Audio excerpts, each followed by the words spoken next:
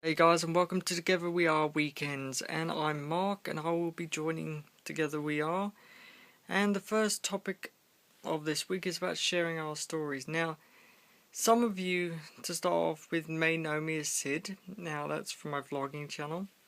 Some people may know me as Mark. Some people may know me as iPhone Snappy Guy. Either way, just call me Mark or Sid. I don't mind. Now, sharing my story, where do I start? Age of 13, I got anorexia because of bullying. I used to be 17 stone, and I was pushed around, kicked, beaten up. I openly admit that I was beaten up by girls. I've, had nearly had my back broken throughout, with other stuff as well. Now, how do I explain what I went through? Now, it was crazy. How can you drop 10 stone within 6 to 8 months? Yeah, that's a bit crazy. Well, now I suffer with panic attacks and other things because of what the bullying's done to me. I'm a very private person, and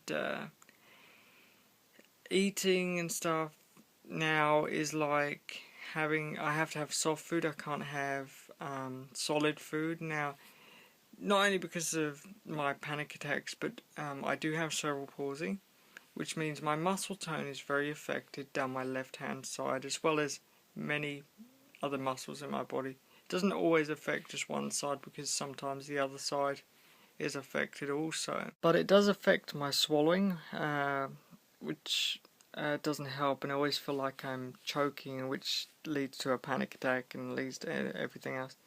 Now, I could go into intricate detail, and I would be sat here for hours about, how just fears, or will affect an eating disorder, and how in your mind it really affects you. Now, in terms of me, I could be sat here for hours talking about this, and, there will still be things left over. But there is a handy link down below to my news article. Now, I was published in April because they wanted to highlight my disorder because I have a selective diet. Now, as I was saying, I am on a special diet because of my swallowing. I can't have solids, so I live on like yogurts, things like custard, and just other things, and just liquids basically, and food replacement drinks. So it's not easy. Especially trying to build weight, you can't always build weight because you're not getting enough nutrients, you're not getting enough stuff to get into you to help you build weight, like protein and stuff. But with recovering from anorexia, does take time to come out of. I've been trying hard to nip it in the bud, to try and get it over and done with, to try and get it out of my mind, and trying to get back on the straight and narrow. But it's not that easy, and it's been going for some time. Now, today, basically I eat near enough when I want. I'm still very private when it comes to eating.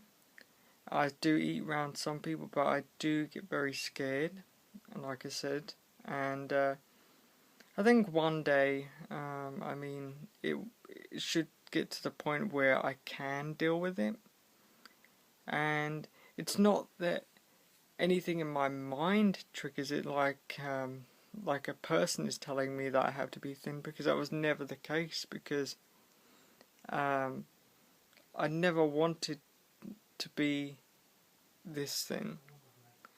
I never even aimed to do it. I used to, because it was so stuck in my mind about the thoughts that were going on at the time, what bullies used to say.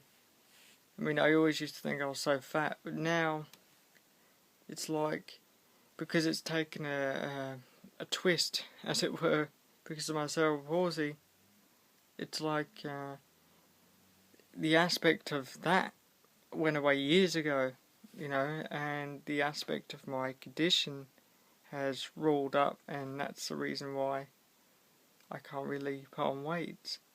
But I'm trying. I mean, it's all in the go, I guess. So I hope you enjoyed this video, and you can leave any comments down below, because I will answer every single one of you. And have a nice day wherever you are.